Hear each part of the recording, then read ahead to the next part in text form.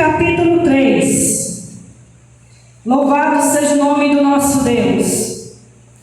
Hoje Deus deseja falar conosco através da sua santa e poderosa palavra. E o Senhor deseja falar conosco no livro de Abacuque, capítulo 3. Vamos ler. A oração do profeta Abacuque sobre a forma de canto. Diz assim: ouvi, Senhor, a tua palavra e temi. Aviva, ó Senhor, a tua obra no meio dos anos. No meio dos anos, a notifica na ira, lembra-te da tua misericórdia. Aleluia. Pode abaixar um pouquinho aí. Louvado seja o nome do Senhor Jesus. Glória a Deus. Meus irmãos, louvado seja o nosso Deus. Abacuque está fazendo uma oração muito importante. O profeta Abacuque está orando pelo povo de Israel, pelo povo de Deus.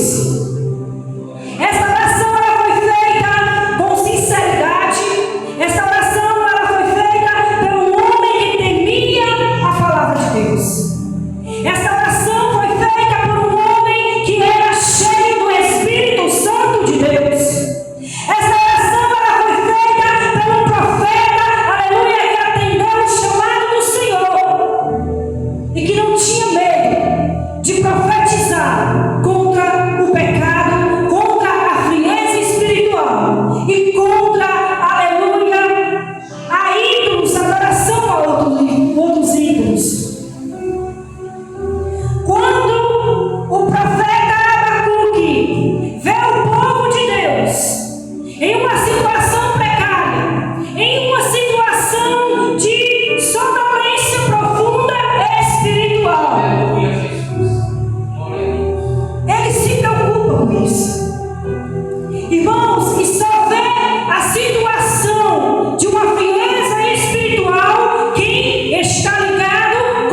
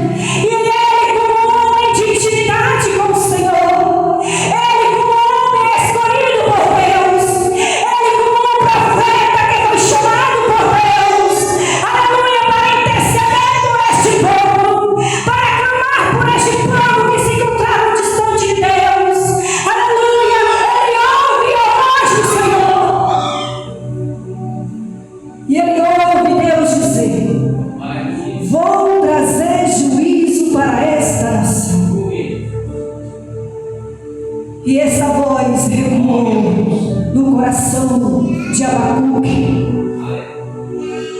E ele diz, Abacuque, ele faz uma oração e ele ouve essas palavras do Senhor.